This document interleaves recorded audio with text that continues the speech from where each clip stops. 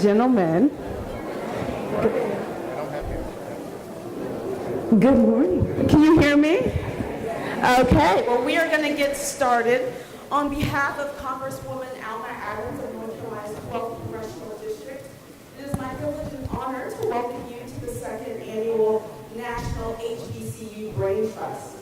I send regrets on behalf of Congresswoman Adams that she could not be here today, but as we know, she wears many hats. And she is wearing her first hat as a service to our district as we prepare to get our constituents safe and sound during Hurricane Florence. So apologies on her behalf for not being here. But I do at this time just want to make sure that you all know that she is the steadfast leader and authority of historically Black colleges and universities in Congress. She is proud to be your champion, and she is proud to be the chair of the bipartisan HBCU caucus, which is 76 members strong in both the House and in the Senate. And we caucus together to ensure that your interests are represented and served in the United States Congress. And it is our honor to do that. At this time, I do want to say that I give my heartfelt appreciation to the staff of the 12th District as they powered through today's event. Please bear with us as our boss is not here today, but we're going to do the best that we can to stand in your place to represent her today. At this time, I'd like to welcome up Congressman Bobby Scott, Chair of the House Education and Workforce Committee, and a true champion of HBCUs in Congress.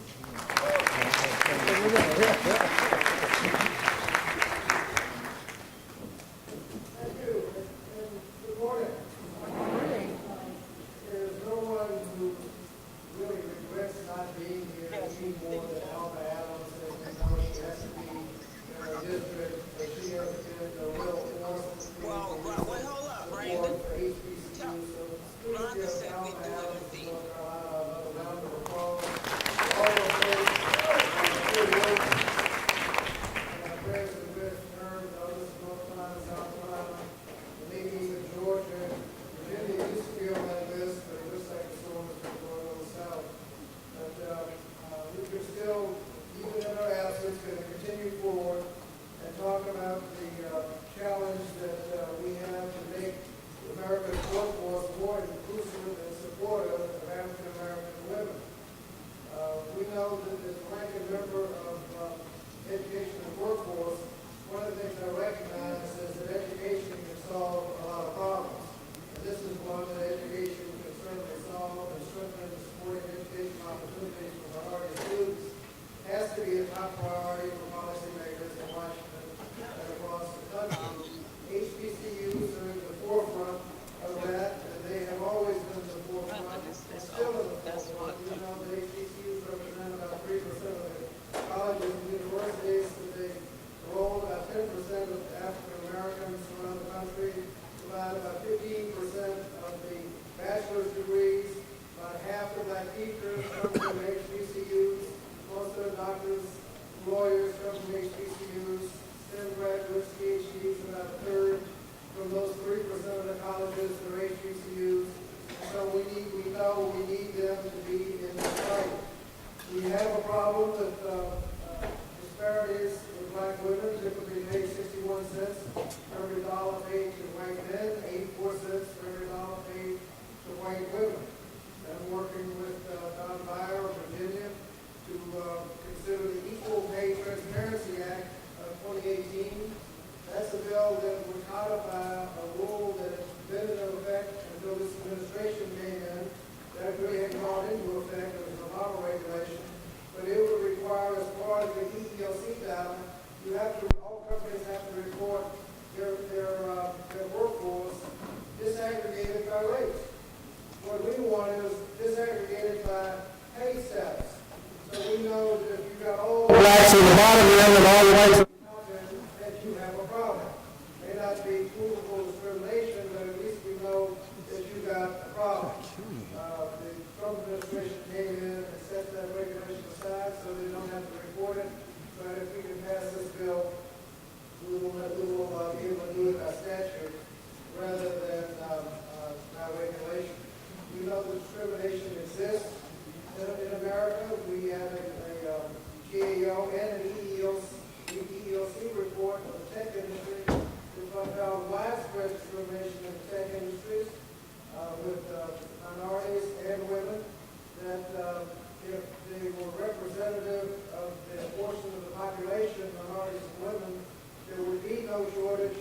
tech workers. They keep talking about we need immigration to fill these positions. No, they stop discriminating.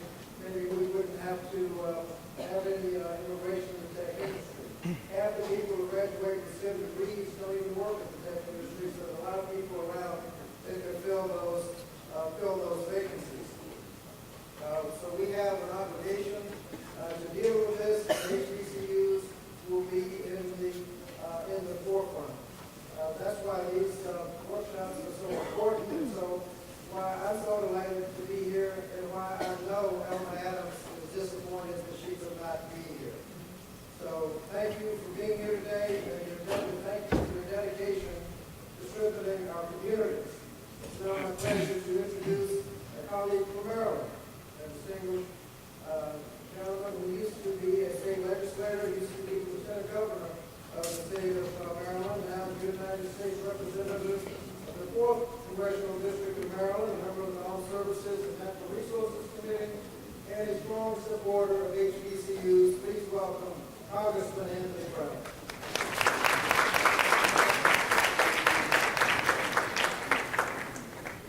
Thank you, Representative Bobby Scott. Let's give Bobby another round of applause for his leadership on education, labor issues. I'm really excited because after spending 20 months experiencing a tremendous amount of frustration in the 115th Congress, I'm looking to the 116th Congress where we will be able to call Representative Bobby Scott chairman of the Education and Labor Committee.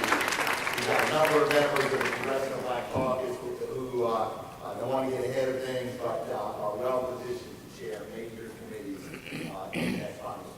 I want to take this opportunity to thank each and every one of you for being here today. And Representative Alma asked me if I would sort of initiate for her this morning, and as you had already heard, she is where she needs to be in her congressional district as the good people of North Carolina, South Carolina, and the other states that are likely to be impacted are doing everything they need to prepare for Hurricane Florence. She is rightfully focused on her district. So it's certainly my honor to help kick off today's discussion about the power of partnerships between African American women, chief diversity officers, and African American women, HBCU presidents who are leading the charge to diversify our workforces and prepare our students at our social black colleges and universities. African American women are at the forefront of these efforts, and this panel seeks to share the best practices, create strategies and tactics being employed to achieve necessary cultural paradigm shifts and the goal of a truly diverse and inclusive workforce, as well as a core of entrepreneurs. Let's not forget those college graduates who may not go into that workforce pipeline working for Google or Amazon or Apple or Lockheed Martin. When they set out right after school on their own, to out their own bases and create opportunities for themselves and others.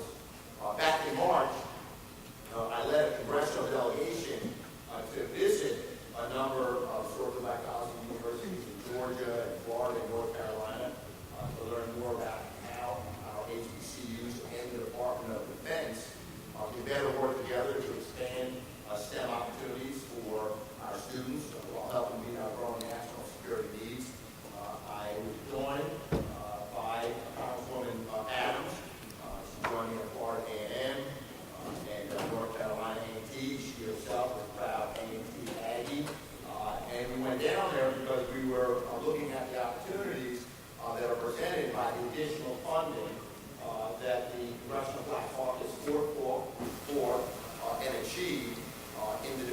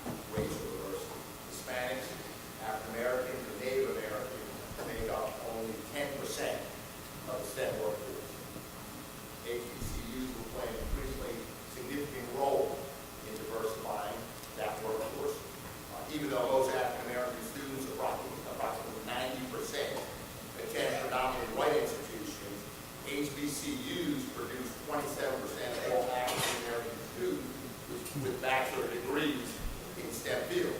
HBCUs comprise 21 of the top 50 institutions for educating African-American graduates who go on to receive their doctorates in science and engineering. Despite being relatively small in number, few in number, it's clear that historically black colleges and universities have an outsized impact on the number of African-Americans in STEM fields.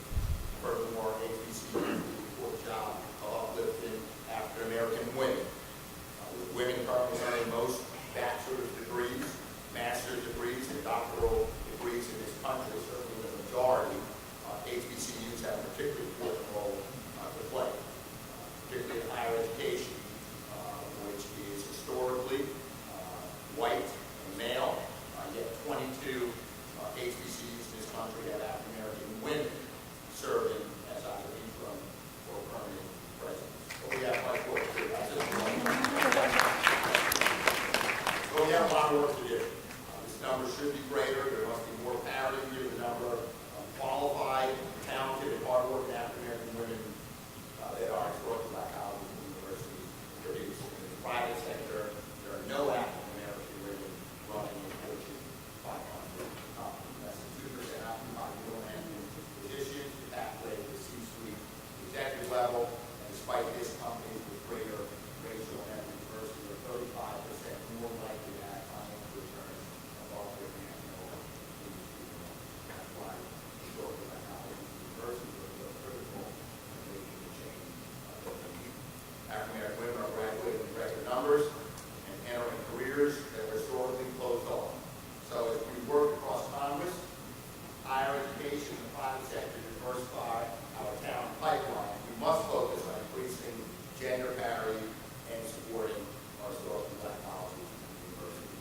Some companies are rising to the challenge. A lot of companies are rising to the challenge, but not enough and not all. Certainly, Google has risen to the challenge, placing members of its staff in different historically black colleges and universities across the country, including at Howard University and Morgan State University, which I'm particularly fond of in the state of Maryland. I'm hopeful that this success will continue under Lynette Barksdale, who is the head of diversity, equity, and inclusion at Google Fiber in Austin, Texas. Lynette has been at Google for 4 years now, committed to the diversity and inclusion effort underway at Google. Before that, she was with Teach for America, and before that, she was involved in community impact with a large retailer at Target. So, ladies and gentlemen, please help me introduce and welcome to the podium Ms. Lynette Barksdale.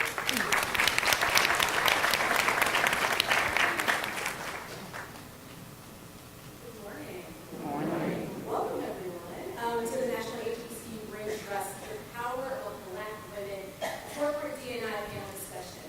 I am so excited to be here. This is my 8th year at the ALC conference, and it never disappoints. So even at this time of the morning, you can feel the energy and enthusiasm, and throughout the entire week it's the same. I always look back on my experiences here with gratitude for the people I met and the personal growth I've experienced. What I've learned here sticks with me and inspires me to do better and to focus on what's most important. The upcoming panel session in particular provides us with a moment to reflect, share, and celebrate the power of Black women. The work that these women take on every day is challenging to say the least. These phenomenal women wake up every day, put on their superheroine capes, and work to ensure that their company's representation mirrors the current world we live in, that their company cultures are psychologically safe and a place where everyone can do their best work, and that their systems and processes are fair for everyone. Their work and the work of many others in the audience should be recognized and applauded. This work cannot be done in isolation. I'm grateful to have incredible mentors and colleagues in my life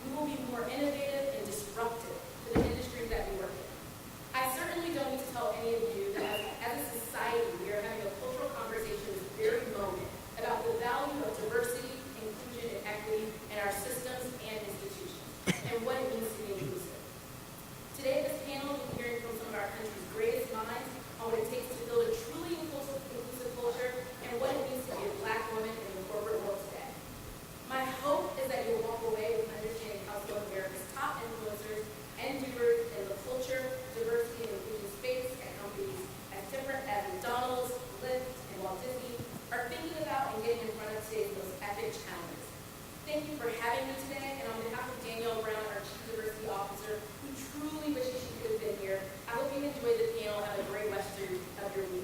And before I turn it over to our moderator, we do have to thank all of the additional sponsors here today.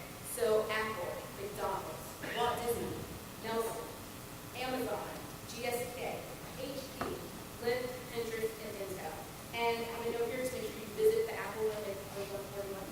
And now I want to turn it over to Dr. Glenda Dover, the president of Tennessee State University and the international president of Alpha Kappa Alpha sorority. Thank you very much.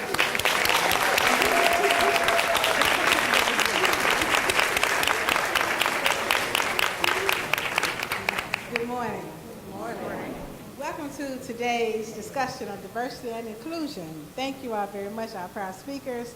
I am Glenda Glover. I serve as president of Tennessee State University and international president of Alpha Kappa Alpha. I'm just so honored to be here to moderate such a wonderful this panel. I'm here because of my commitment to historically Black colleges and universities, as we seek ways to advance the diversity agenda and include HBCUs more fully into the corporate processes. I thank Congresswoman Alma Adams, who remains out front with her unwavering support of HBCUs. And she leaves no stone unturned when it comes to improving the credibility and viability of our nation's historically Black colleges and universities. And she also finds funding for HBCUs. That's why I love her. We're here today to have a frank and candid discussion with some of the leading chief diversity officers in the country. We want to ignite the power of the partnership between Black women chief diversity officers and Black women HBCU presidents. So as we know, HBCU presidents generally lead the charge for diversity in the workforce and prepare our HBCU students for corporate America. So before I introduce the panel, I want to recognize, I want to see that any HBCU presidents who are in attendance today, would you stand, please? Thank you, Dr. Lisa Jefferson, who is president of Southern University, New Orleans. Thank you very much. I saw Dr. Warren still, but I don't see her here right now. All right, so let's turn to our illustrious panel today. We have Ms. Wendy, one of our names, please stand. Ms. Wendy Lewis, who is Chief Global Diversity and Inclusion Officer, Vice President of Community Engagement at McDonald's Corporation. Thank you. Ms. Jennifer Prelio, Assistant General Counsel at HP Inc. Will you raise your hand or stand? Ms. Rainier Washington, Vice President of Global Diversity and Inclusion for Lockheed. She told me to announce she's a member of Delta City State.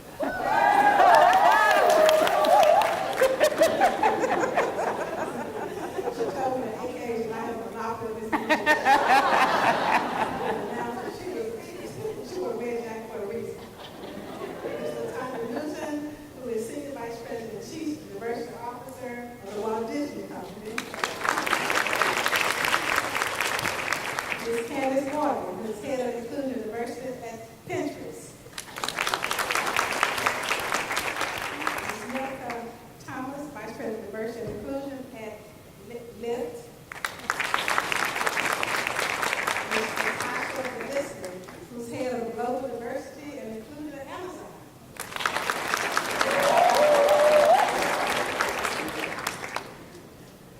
That's definitely bringing me Ms. Maxine Williams, who's Chief Global Diversity Officer at Facebook.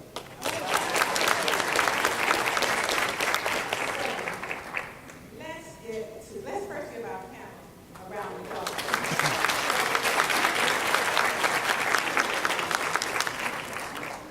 So let me start with a question. I want to ask anybody who wants to volunteer first. Why now? Why are we discussing diversity now? At this juncture in the corporate environment, has it always been the forefront? We're discussing it a lot now. Has it always been the forefront, or Is it something that, why are we discussing it now? Why now? I'll start. So it's a discussion that we've had for a very long time. As a matter of fact, we've always had a discussion before it was called diversity inclusion. And so it's been as relevant for us as it has been for previous generations. But why now? Because we've been talking about for over a decade or so about the business of character, right? People have identified as consumers, they've identified as revenue streams, and we are a key customer to just about everybody. So two things have happened.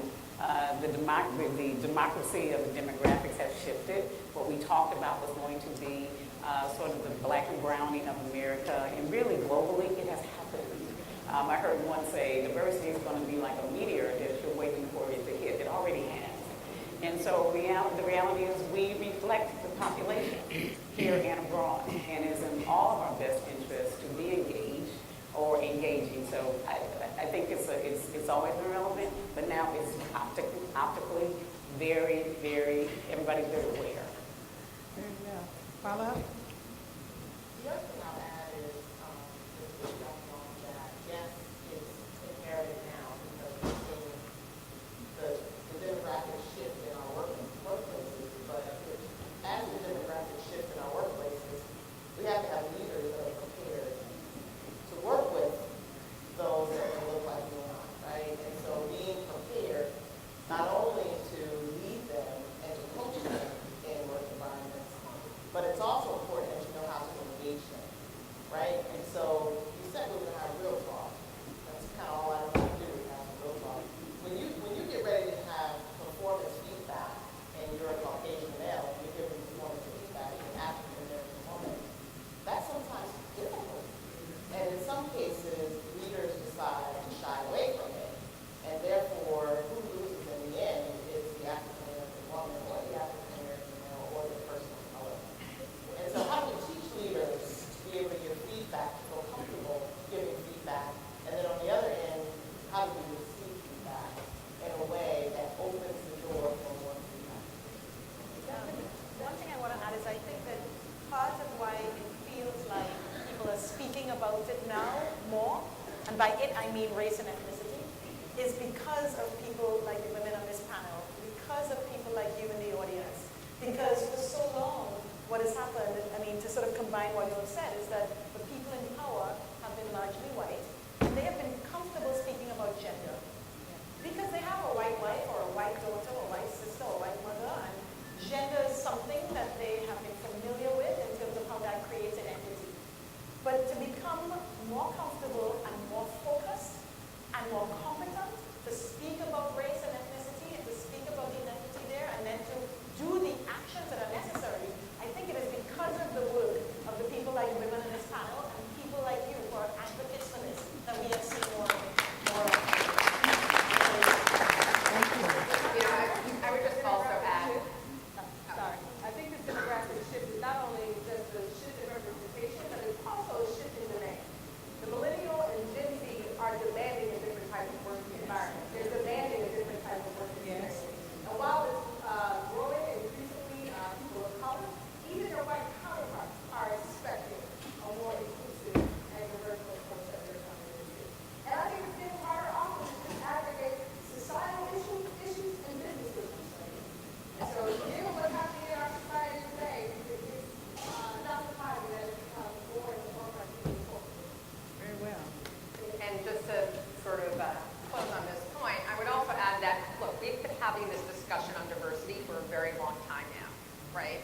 And, it's very easy to get diversity fatigue, but I think the reason now, why now is the time, is because the classic definition of insanity is doing the same thing over and over again and expecting a different result, right? So now is the time for us to be bold, to re-engineer this, reinvent diversity and inclusion. And so I think this is why this is coming to the forefront and why we have to really move the needle and change the equation on this. Very well. Thank you. I know you were trying to get on to the next question, but this is an important one you asked here. I think there's a new level of tradition in our world right now because when I look at the landscape of what's happening in businesses and industries, so much disruption is happening, so much change is happening, and I think companies are really looking for the kind of competitive advantage that they never sought before. And people are starting to get smarter and smarter about the fact that maybe the competitive advantage is really in our people. We said it all the time, people are with my assets, et cetera, et cetera.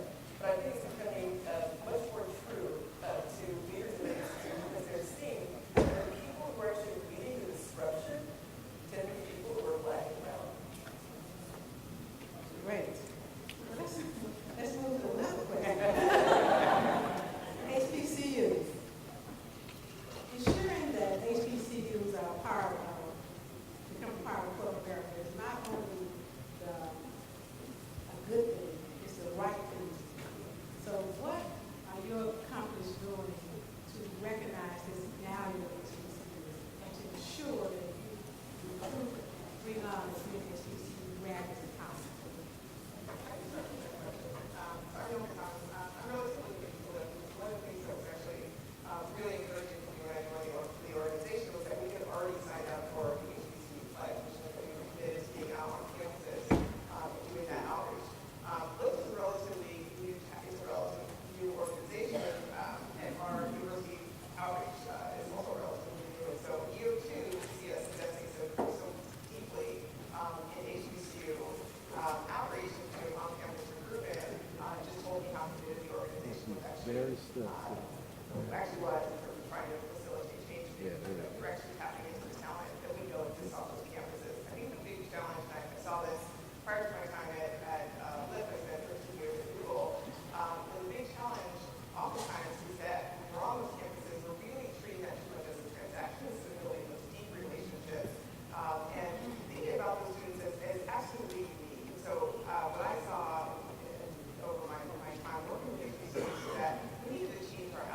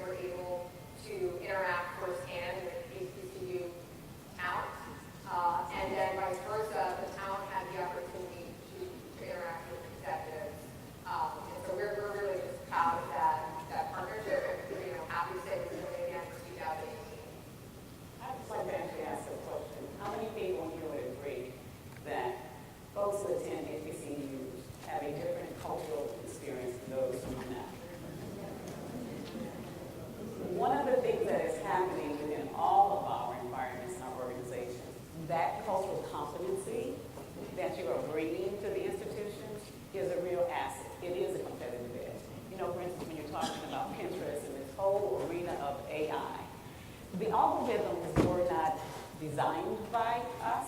They were not necessarily intended for us, and that's when I use the term people of color, particularly African Americans.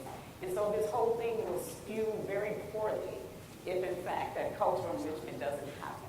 So I'd like to just say that one of the best advantages right now of coming to us, going anywhere from an HBCU perspective, smart companies are realizing that you really bring a very distinct vantage point. You have a network that's immeasurable, and you represent not just a talent pool, but a consumer base that has insight advantages. So it's a good time to be coming from an HBCU. Yeah, one thing I mention is the voice of alumni is so important in our institutions. Because at Lockheed Martin, we were focused on HBCUs, but I'll tell you, it was good service, right? And so when you think about going to really make a difference, that means you have to go to campus, you have to build the right relationships. You know, it comes along with being able to give dollars, right? Because our schools can't survive without dollars. And it also requires us to hire the students that are coming out of these universities. And so what Lockheed Martin did was we created a full-blown strategy. It's called our Minority Serving Institution Strategy. It includes the ABET accredited engineering schools, but it also includes some of our Hispanic serving institutions. And we went out and identified vice president level executive sponsors for each of the schools. And so, believe it or not, we have enough African American VPs to be executive sponsors and to go on campus, build the right relationships with the universities, build the right relationships with the students, and then hire them. Very important. Dr. Glover, I agree with all my sisters and all of the powerful things that you're talking about in terms of things you can do from a structural consistency perspective. But I think we also have an opportunity from a personal leadership perspective. So if you think about a lot of the predominantly white institutions that many of our companies have long-term relationships with, it's because of the executives and their relationship to that organization. And so, you know, I didn't graduate from an HBCU, but my husband and I made sure both of our boys attend Howard University. So when I'm sitting at the leadership table, I'm talking about the university that's important to me. Let me flip it a little. As president of a large HBCU, Tennessee State University, what can we do to position ourselves so that our students can get in front of you and we can create their pipeline? What can we do on our end to keep this diversity issue going so that our students can get the jobs and be associated with you? That's what they're doing. I would suggest all of us probably, to some extent, represent global companies. And so even though a large consumer base or even the location may be here in the U.S., a lot of the growth opportunity is going to be outside of the U.S. And so when I look at some of the top people in our organization hired more recently, they are from outside the U.S., even though they may be located to positions here. They speak multiple languages, and they have had a lot of multicultural experience. And so if there's an advantage being in the HBCU and coming to small, mid-sized, and large organizations, wherever there's an opportunity to have that global experience or that global insight, or just taking multiple languages, right where you are, I just think that's a big plus. I think one of the most important things is literally disseminating the information and the opportunities of all the students. So for instance, at Facebook, we built a program called Facebook Universities, which was specifically designed as an early internship for underrepresented people. We started 5 summers ago with a small class. We saw how that went. We increased, and now we have almost 200 students come every year after their freshman year in college. And then when they do all those 8 weeks, it's a fully paid internship. You fly in from wherever you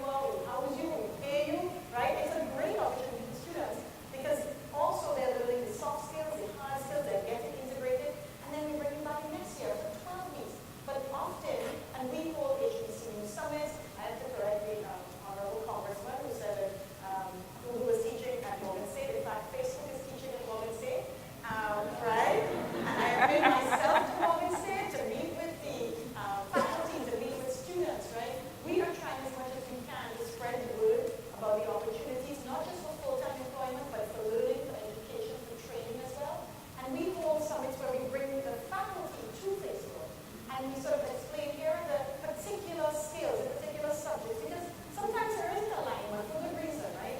You could have a curriculum which is teaching with an emphasis on certain aspects of engineering, and maybe Facebook doesn't hire for, right? We don't make widgets, we don't make things, cars, chips. But you may have a faculty where you're teaching a lot of hardware engineering or chemical engineering or electrical engineering. And that might not work for Facebook, but all of your students will get 100% employment when they graduate. So on our end, it's our job to share with you, here are these skill sets we are looking for our particular business, and to work with you to see how we can get more of that included in the curriculum. And on your end, to your question, sharing the information, because still I meet people who say, well, you know you had those internships.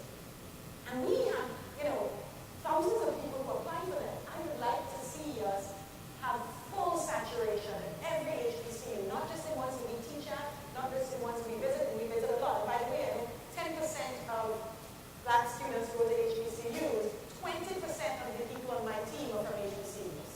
All right? So it's talking the talk, walking the walk, and getting to the hiring. And that is about a relationship where we're building the opportunities and the information is being shared so people can take advantage of it. Another question then. Can you share, it looks like I'm reading your impressive backgrounds. None of you really attended HBCU, but I see you have some relationships with the sons at Howard. How do you don't have that hands-on experience with HBCU graduate, but tell me the cultural experience you had with HBCU, whether you had fun in HBCU, you played Big Wiz in HBCU, you went to a classic, had fun. So tell me, how do you look to the boys? Yeah, that's a great question. So I actually wanted to go to an HBCU. So here's the important thing to know for parents. My father, who did really well, who I love dearly, I was like, why you want me to travel if you go to HBCU? We're like Black. Companies go to HBCUs and hire people he just didn't know. And I was first generation to go to college. Yes. He wanted to make sure I got a job. So he didn't let me go to an HBCU. Right? Now he's a proud grandpa of two boys that go to that HBCU, and he loves to brag on that, but he just didn't know. And so I think there's an educational component for parents. You got to help parents understand the importance. HBCUs are an institutional pillar in our community.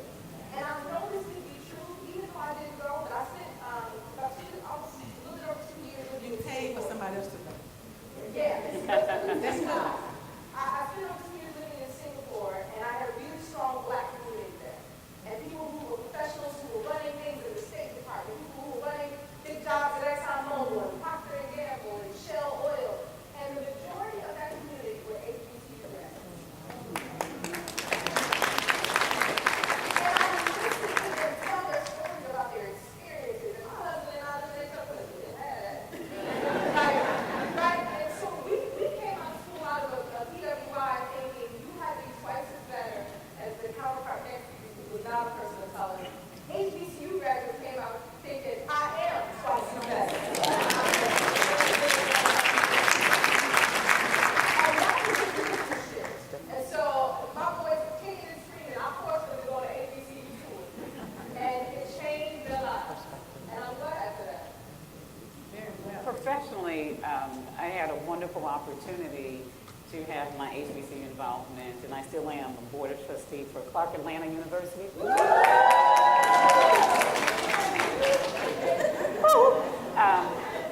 And so that is advice that I would have for us. There's an opportunity for you to recommit, reinvest in different ways. And what I have learned in being in those trustees meetings is some intersectionality of all of our schools and really what the real pulse points are for the students, number one. And so my granddaughter is getting positioned to go to Clark Atlanta. And for their tour, and this was a personal commitment that I also like us to consider. When you have an opportunity to take your child or your grandchild on those tours, bring a friend. And so she got to choose one of her best friends, and they discovered two things. Not only do they both want to go to Clark Atlanta, but they cannot be roommates. That's what happens. We brought together about 4 years ago, we brought together all of our high potential leaders within the company, along with a number of our current leaders. And I had a leader stand up who went to Howard University and said, how many of you in this room, and it was about 300 leaders in the room, how many of you in this room graduated from an HBCU? And over 70% of the hands went up. And we're talking about highly technical, we're talking about astronauts in the room, we're talking about people who are building our mission to Mars, we're talking about those who build F-35s and know the technology behind it, we're talking about I'm talking about highly technical leaders in the corporation, and 70% came from an HBCU. And so how did I learn? I talked to them. And they told me about, their struggle, not only before they got to the HBCU, but how when they got there, how it was such a nurturing and caring environment, and how many of them said, I wouldn't be sitting in this seat today if I had not gone to an HBCU. So today, my team is very focused on ensuring that we're recruiting. Just a shout out, we were just at Howard University yesterday and made 9 offers to candidates. That's when the rubber meets the road.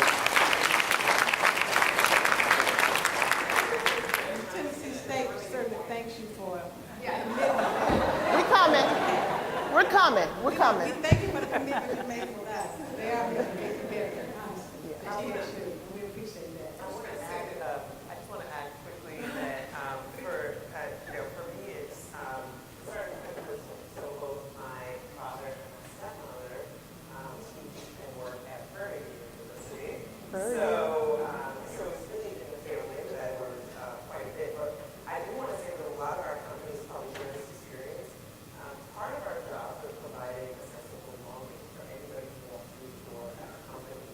And I've learned a lot from our HBCU graduates about belonging at the company. So it started by people who came from Howard, people who came from Florida A&M, who talked about their experience on campus and the challenge of transitioning to working in Silicon Valley, right? And that experience of not seeing a lot of people that look like you, and how do we create that? So we have a Black employee group in interest called Blackboard, and we have a number of HBCU graduates, and they have brought this experience of what people want to do.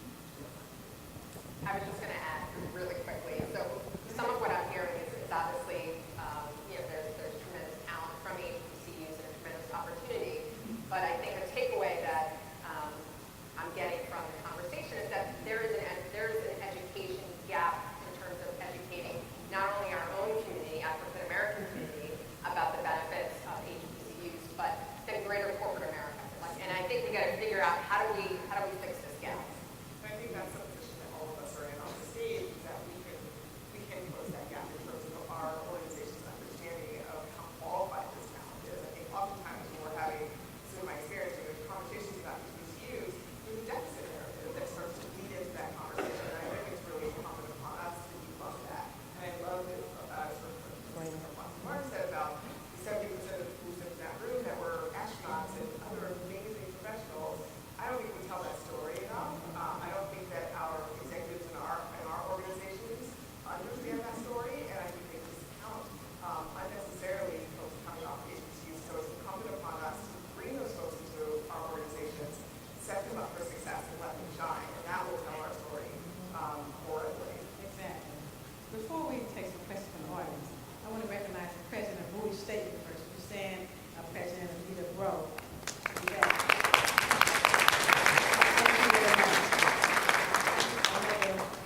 Co-labor in the academic gospel. All right. I want to take a few questions from the audience, and then I have to get some closing questions. Yes. Microphone, audience. You want me to just project? Yes. So, I repeat. Hi, my name is Earl Weber, and one of the things that happened to me in college back in 2008 was that my film professor, he pulled me aside one day and said, hey, Earl, what are you doing this summer? And I said, well, since I'm graduating, I'm going to get myself financially prepared for the future. He said, how do you like to shoot a documentary in Africa? And I was like, well, okay. Interesting. So I took that job, and that job has catapulted my career, and I've been doing film work ever since. And in recent years, I've heard this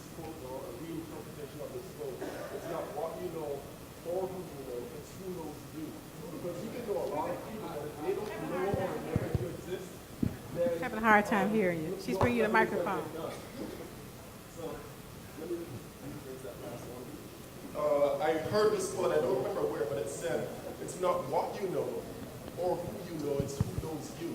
Because you can know a lot of people all over the world, but if they don't know and remember you exist, nothing is going to get done. So my question for all the panelists, whoever wants to answer it, is, out of the thousands of applicants that you get for certain programs, how does a college student stand out? What can college students do so that they stand out in a crowd of thousands of people vying for the same positions? I can start. That's such an important question. We do have a program, like Braintrust, where we focus on people right out of their freshman year, focus on people that are likely to drop out of study, things like and if you can show, when we build the program, we're like, how are we going to evaluate, candidates? We also have a program focused on people that don't have a computer science degree or electrical engineering. And one of the things we look for is, like, have you thought about our product? Have you thought about the potential impact that product will have on your business? And so to show that you've taken that step and made that, and that thought process, we're definitely interested in that. I would add to that, from visiting, one of the things that's important for us is, we look for people who have already a little bit of brand affinity. So, there's something about the Disney intellectual property that you know about, and you can do the research, talk about your history with the brand and why there's an emotional connection to it. That matters. We have people who are working inside at the intersection of, I would call it the intersection of art and science. Because if you think about the technology that's required to be an animator within our organization, for example, a lot of it is around, the technical expertise and skills that you need to be a qualified animator, but then in addition to that, it's around, I understand the history of Tiana, Princess Tiana as a character, and what it's meant in my life. I think those are the kinds of candidates that really, really stand out. So you look for internships, you look for most of the GPA a lot, what they're doing on campus, those kinds of things make it stand out. You look for whatever makes them stand out. For us, it's a little different. We align as our leadership principles. So we have a program, Amazon Future Engineers, that takes freshmen in as well and teaches them how to code. Even if they want to go into business, they don't have to become a coder long term. But it's hard to identify, and right out of high school, they're going to be a good fit. So what the cool thing about us is we're really scrappy. So we like people who are scrappy. And show us how you've been scrappy, how you take a little bit of something and nothing and turn it into something. We like people, one of our leadership principles is bias for action. So people who don't just wait for other people to tell them what to do or wait to be told how to solve a problem. They see a problem and they go face it. They see ownership and that they're the ones who can solve it. So we try to draw those kind of things. How are you scrappy? How do you have a bias for action? How are you demonstrating ownership? Because that's what makes you good at knowing. And so that's what we look for. I would also add, at Lyft, we have a core value around be yourself and make it happen. So it's very similar to you, like just bring your ideas, bring your authentic self, and tell us how you're going to add to our organization. But I also think it's really important that all of us actually show up on your campuses. We're going to be out at dozens of campuses this fall season in 4 different markets. And what we're planning to do is actually to be there to meet the students, do mock interviews, do real interviews, set ourselves up where we can actually pull talent off of those campuses through those interactions. And I think what's important about that is we're trying to mimic creating that network, and creating that majority groups have in Silicon Valley. Like they can reach out to a buddy inside an organization and say, give me that interview or help me reach out to this contact. And we want to make sure that we're bridging that divide for people who may not have those relationships. Again, it's incumbent upon our organizations to be there, be present, and be willing to really make those connections in a way that's going to pay off for all of us. I want to add that we also have an affinity for our brand. So McDonald's loves folks who work for McDonald's. And so some of you may have had an experience working as crew, and some of you may be thinking, I would never. However, what McDonald's has is called Archways of Opportunity. And last year we announced that an additional $150 million was going to go towards the scholarships that are made available to our crew and other restaurant personnel for continuing education. One of the favorite commercials McDonald's has now, as you've seen, is the young man who comes in and he has his college letters. That's Archways of Opportunity. So even my other granddaughter, who's going to school right now in Chicago, is looking for an additional job. And I already told her, you are going to work for McDonald's, and you're going to be great because they're going to help you pay for school. So we work with the premise of we call C to C, crew to the C-suite.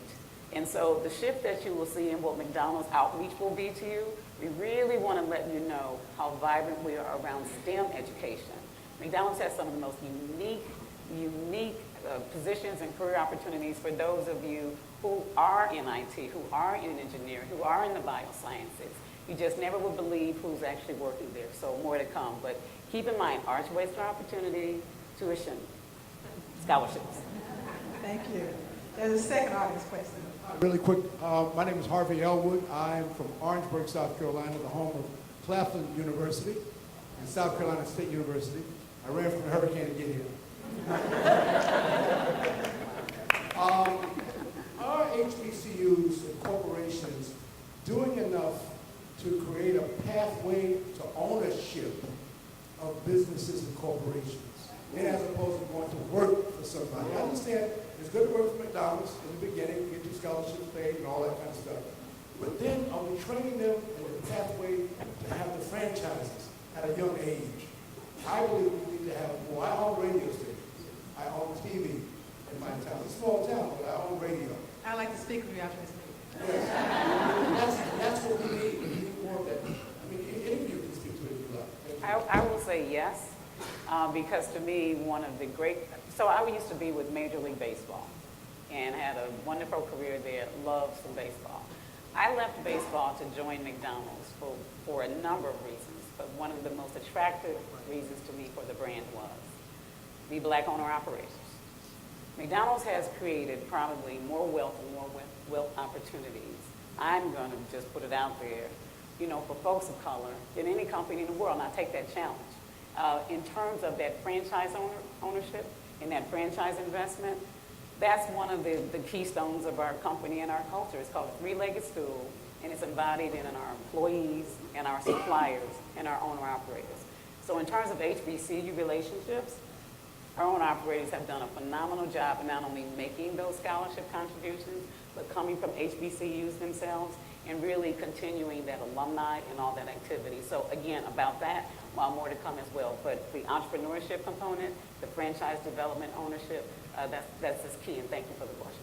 It's a great question. Amazon, we also have opportunities. So one of the great things is Amazon Educate and Amazon AWS Educate, Amazon Web Services and AWS Academy. We're literally trying to put curriculum in the hands of students and professors, instructors, HBCU instructors from free to say, here are ways to teach your students about the various methods of cloud computing, cybersecurity. We want you to have that knowledge. We want you to be teaching that in the classroom. Not just to cover for Amazon, but many of our customers use that as well. But you can also use it to start your own startup. We use AWS services to build your own startup company. And then a lot of the stuff that we sell on the retail side and on the consumer side really is third party.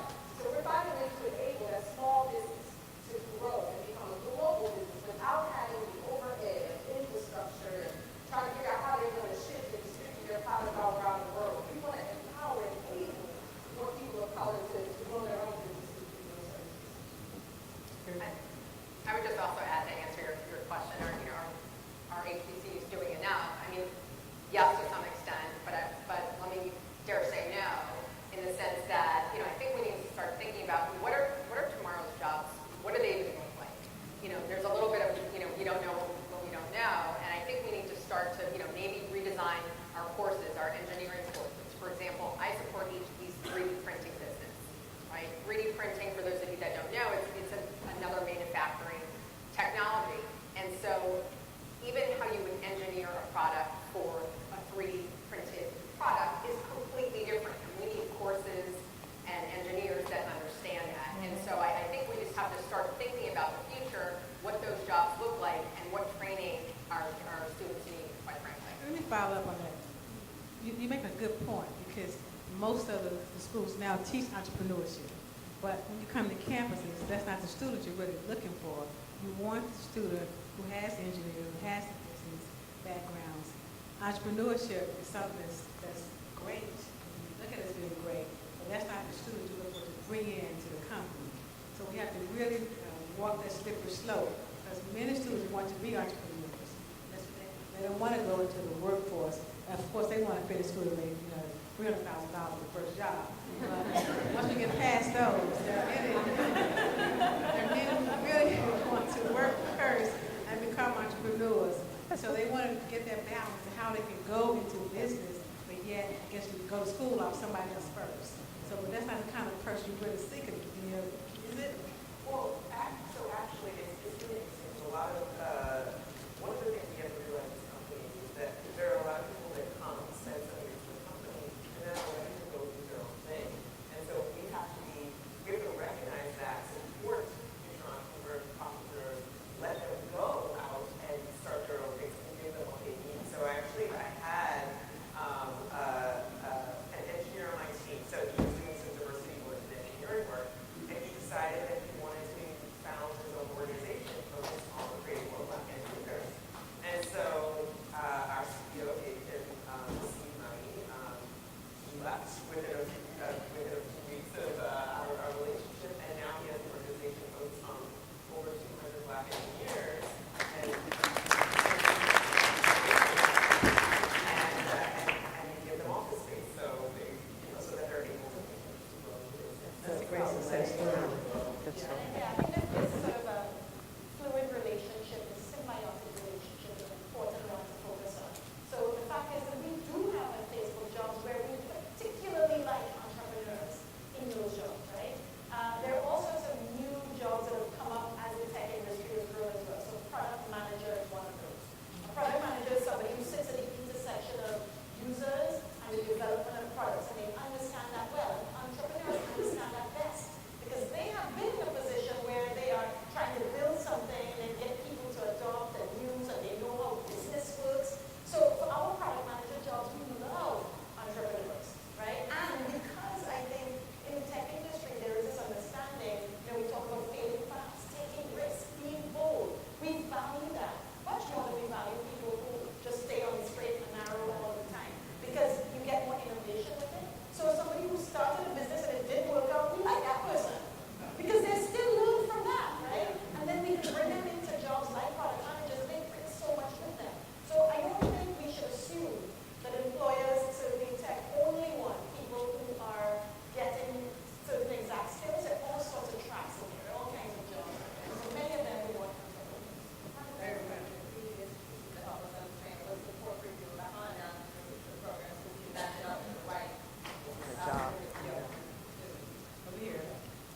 Hi, it's been a joy to sit here and listen to you guys. It's also been a bittersweet because I went to Morris Brown and of course had to come home because they lost their accreditation.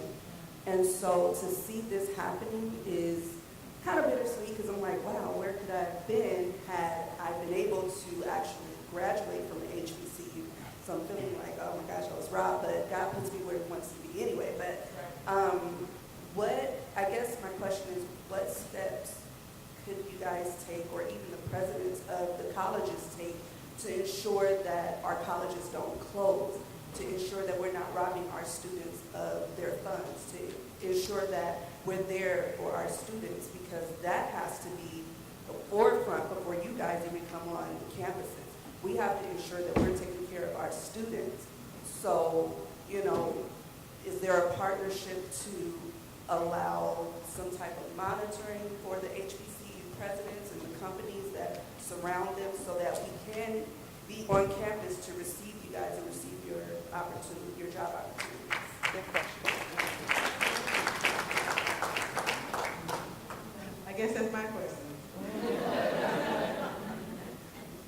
We all know that HBCUs are having some difficult times financially. There are partnerships like these that are developed that help us to cross that finish line. With all the ones on this table today, this panel today, most HBCUs have relationships with you. If they don't have good viable ones, they're developing ones. So we know the value of partnerships. It's unfortunate when any HBCU closes, when any school closes, we know the value of that. And this is not the friendliest time to be in Washington asking for funds. That was the bad. Amen. So we just make sure that, you know, colleges is based on revenues. Most of it's tuition driven. I'm at a state school. There's no such thing as a state supported school anymore. They're state assisted. They're definitely not state supported or supported. So we make sure we have partnerships like these. We have good students like you. We do all we can to keep you in our schools. We want good students. We don't want you to have to go somewhere else. Because when schools close, all of us go home, including me. Go home because there's no job. When students leave, everybody has to leave behind. So we do all we can to make sure you stay and have partnerships like this. Anybody want to respond? I'll just add one thing. There's no easy solution to this, but one of the things we're discovering at Disney is that we can do tremendous jobs at targeting university level to try to help with early on the issues of how do we understand culturally what it would take to retain talent when we get them in, right? But one of the things we're discovering is that that effort needs to start much earlier than when someone gets to college. And so I think there's a pipeline solution that we should all be really talking about in unison, where we're starting younger so that young kids can understand what is the significance of HBCU. What am I going to learn in an environment that's actually going to allow me to thrive since I come out more poised and confident, whether I'm an entrepreneur or whether I'm in corporate America, whatever it might be. I think from my personal experience, one of the things that I thought was kind of failing in my family lineage was that, you know, my mom was one of 16 children, and the ones who went to school, half of them went to HBCUs. But not one of them sat me down and had a conversation with me. Not one of them actually talked to me about HBCUs and what might be a differentiating factor and being educated in an environment. And so, you know, I just went off to a little bit ignorant. And so whoever came to me with, you know, the most money, some opportunity, something very practical for my education, and that's what I look for. And I just think the conversation just needs to start much, much earlier. I agree with the pipeline piece. That is so important. And so if you think about how almost every job in the future is going to have some kind of tech competency. Yes. Right? And so it has to be built in there. And so one of the things we're realizing is, not only are they not getting exposed to HBCUs, they're not getting exposed, our kids are not getting exposed to tech and computer science.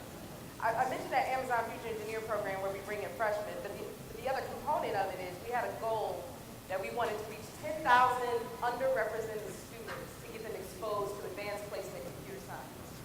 And so we said that can either be through the school, but if the school didn't have the right infrastructure, as a student you can apply online and get it. And right now we're on track to reach 40,000 students that will be able to sit for the APCS exam through this program where we're teaching them and getting them exposed to advanced placement in computer science. Why? Because students who take advanced placement in computer science have a higher likelihood to actually go into a STEM career in college. And then that's when the internship and scholarship kicks in at freshman level, because once you get in college, you need to be able to stay in college. And so we don't want them to drop out because they don't have the resources to continue. So through the internship and through the scholarship, $100 million in scholarship, we're trying to keep those students in those programs. But I'll tell you, this sister, you brought up a real point, right? When you say, I was at Morris Brown and I can't go there anymore, let's not forget what she said, right? She said that the school shut down, and therefore her education at that point shut down. And, you know, I go back, I have a leader in my company that always says FUBU, and I always get on him about saying that in public environments, because he says, for us, by us. Yeah. And so in order for us, when we think about saving our HBCUs, those that are really struggling, we have to save our HBCUs. Now, whether that's through your dollars, right? Whether it's through going to your company that you work at and say, look, my school needs help. Who do I need to talk to in my company that, oh, by the way, you have money. Who do I need to talk to go invest in my school? And so we have to be the voice in order to save our universities.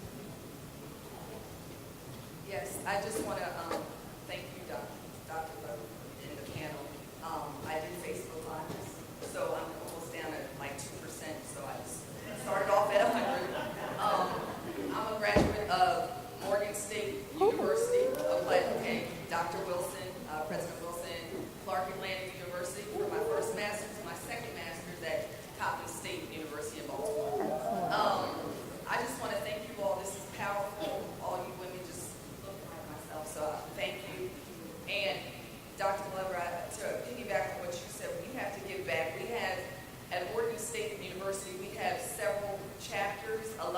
chapters that are in different states.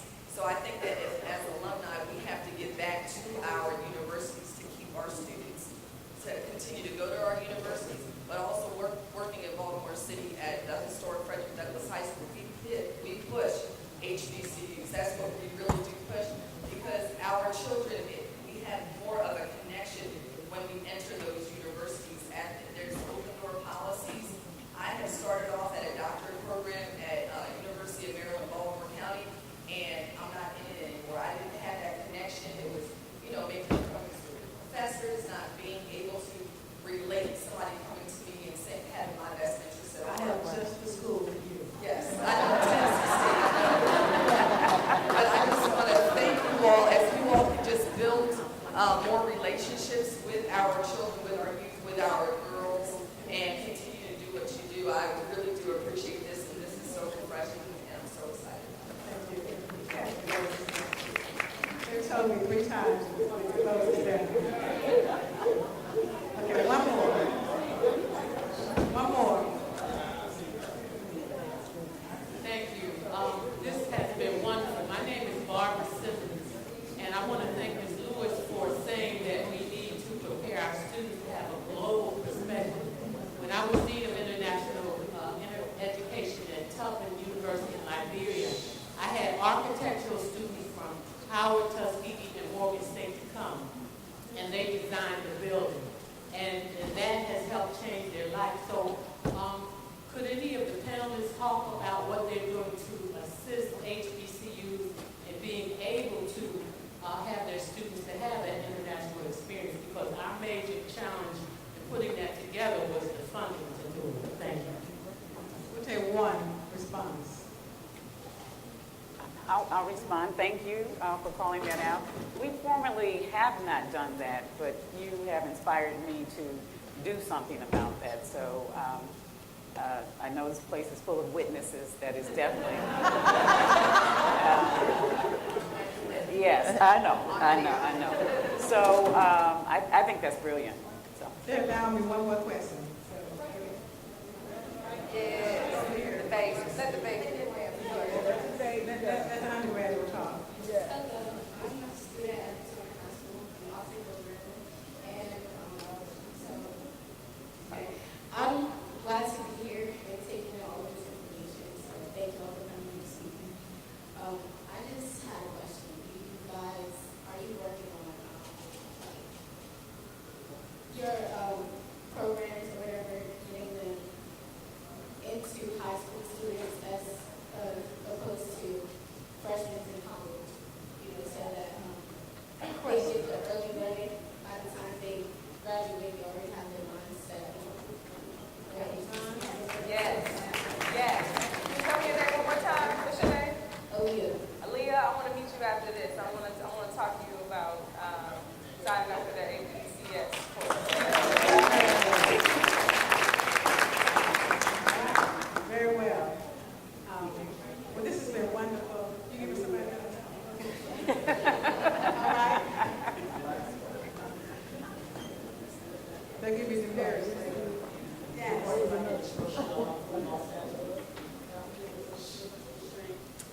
Missionary Baptist Association, 150 strong. And so my question is, you guys mentioned about the HBCU tours. Unfortunately, on the West Coast, we don't have HBCUs. I mean, the closest we may get is USD. So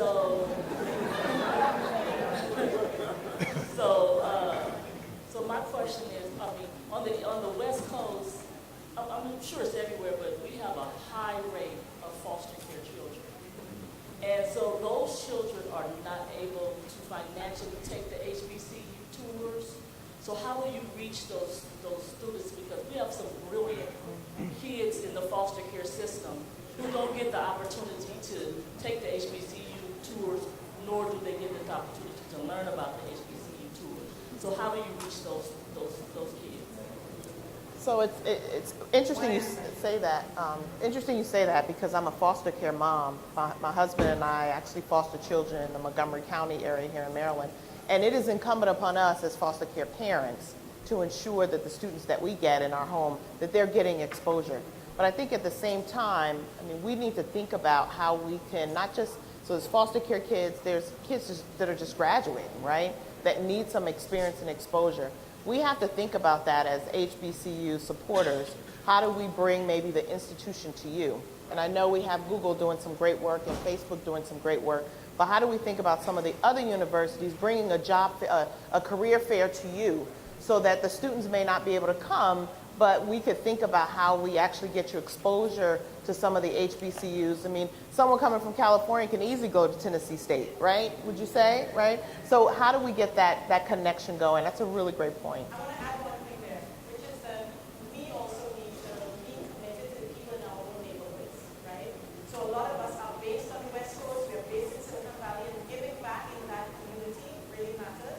So for instance, Facebook has a program called Facebook Academy, which is for the children in the local neighborhoods. Our local neighborhoods are highly populated with people of color, right? Places like Bellhaven and East Palo Alto. And so our programs are for, to the young lady's point, are for the high school students in that area to come to Facebook. There should be fluidity in those walls, right? It's not like big ivory towers where some people get in and others don't. We are part of the community. So we build programs for the community. So if you are a child in our community, which as I said is disproportionately black and brown, you come into Facebook and you spend your summers there with us. And then we use technology to reach all the people who aren't. So we have a program called Tech Prep, where anybody, because we've done the research and we know that people of color and people outside of areas with a lot of resources have a harder time getting the exposure and getting the opportunities. And so we can come to you through the technology. Look for techprep.fb.com. You put in your zip code, it tells you where you can get opportunities, where you can get training, so that we make it for free and available to everyone to do something to close that gap in opportunity, because it is too great right now. That's all. Thank you very much. Dr. Glover, Ladies and gentlemen. Dr. Glover, before you turn off my mic, I just want the young lady to know that all of our companies have philanthropic arms.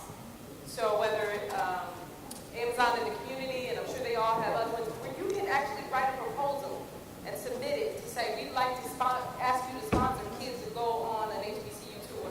We all support STEM education, so don't be afraid to reach out to our community giving arms, because that's what they're there for. That's right. Thank you. We have come to the end of this part of the presentation. I want to say thank you to these dynamic, powerful African American women who represent the leading companies and most innovative companies around the world. So we thank you, Mary. Give them another round of applause. To the audience, thank you for your active participation. And hopefully this presentation has been beneficial. And before we bring up Mr. Carlos, who closes out, I want to announce that the President's Panel is next in this very room, so it starts in a few minutes. So let's call Dr. Carlos Cubia, who's Vice President and Global Chief Diversity Officer at Walgreens. Okay. I'm going to be brief. We won't go into this. But this was a fantastic panel. And thank you guys for that. These are my colleagues up here. We could have had a little testosterone close to their panel. They were looking so good up here. But we first want to thank Congressman Adams for hosting this and for her Congresswoman. See, that's why I'm not sitting up here. For founding HBCU Braintrust. What an amazing program that's been put together. I'm with Walgreens Boots Alliance. We are 400,000 strong across the globe. We have a very vibrant diversity and inclusion program. We have so much further to go. And listening to all of what you guys have talked about today is showing me that we still have a long way to go, but we got the right people at the steering wheel. Can we give them another round of applause? A couple of things real quick. We heard innovation, creativity, risk-taking, engagement, creating a culture of inclusiveness. And how do you do that? And that's done through diversity and by having an inclusive organization. Real quick, there's enough research out there that shows that if you have an inclusive organization, it drives innovation. And that's what we need to succeed moving forward. So, at the end of this, we're going to have the President's Panel coming up next. correct? We ask that you guys please stay for that because it's going to be an amazing and informative panel and discussion. And also, are we going to hear from Congresswoman Adams via Skype? Is that still happening? It is? Are we ready? Okay, so we're going to hear from Congresswoman Adams. Let's give her a round of applause.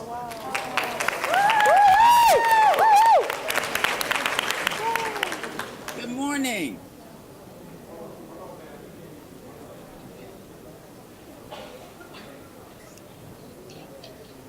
Good morning.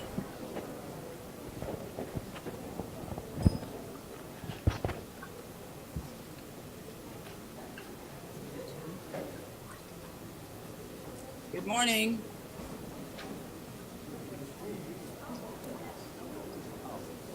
Good afternoon. Yes.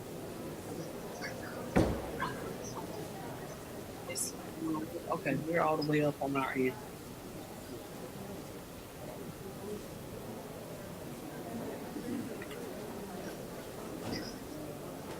Yes, yes, yes.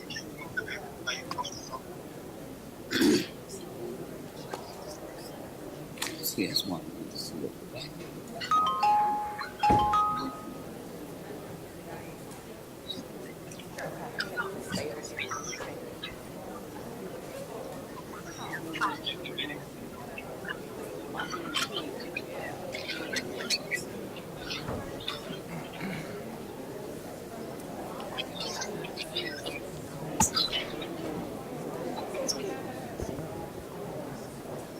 Okay, I think we're ready.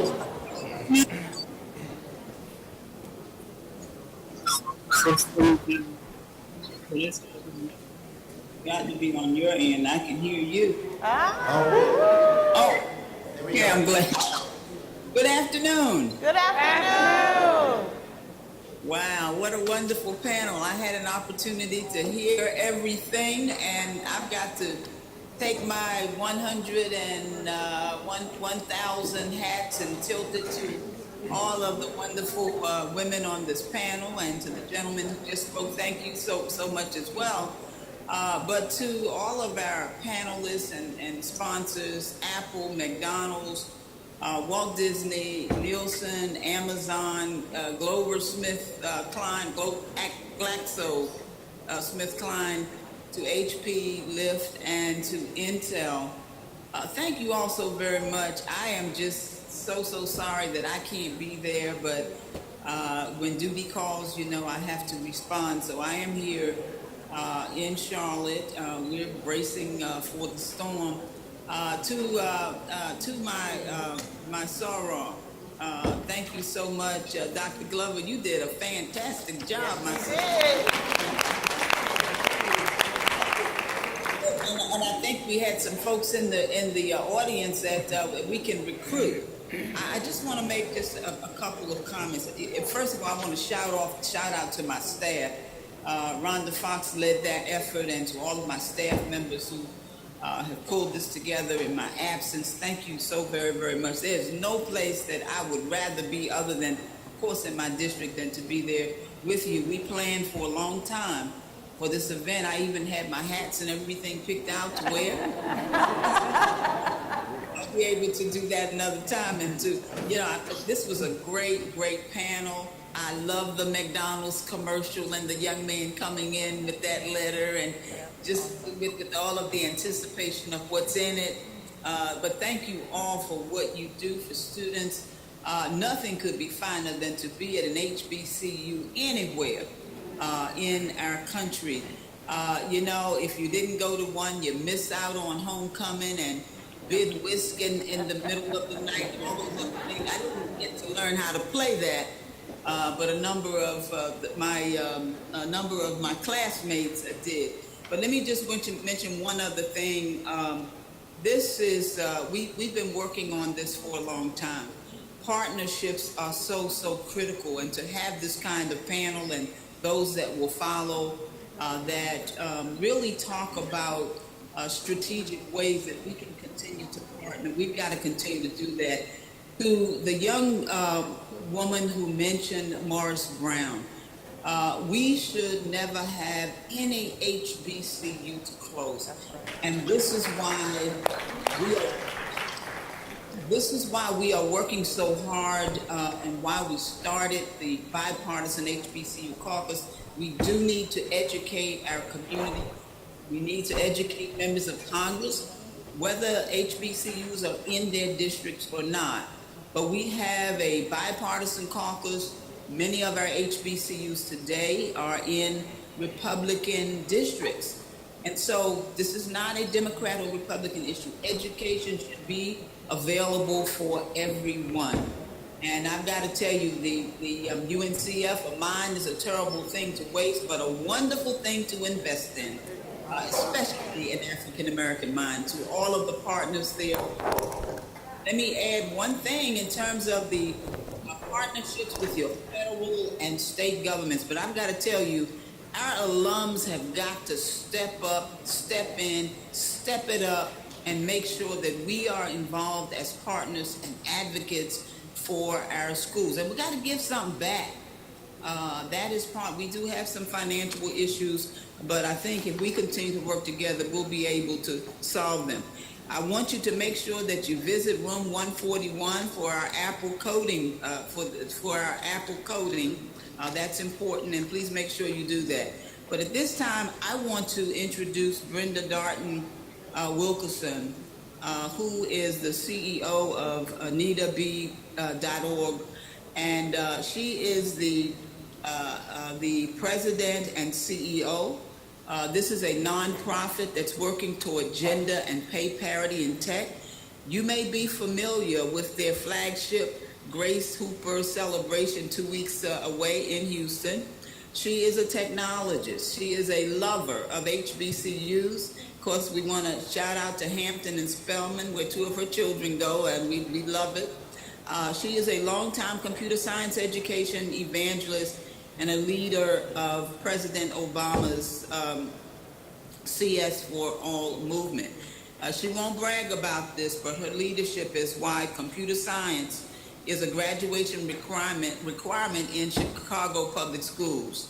And she's taken the reins at AnitaB.org, and we're glad to have her here to tell about that organization and her commitment to the HBCU Partnership Challenge. I want to again thank all of you, and let's bring on Brenda Darton Wilkerson.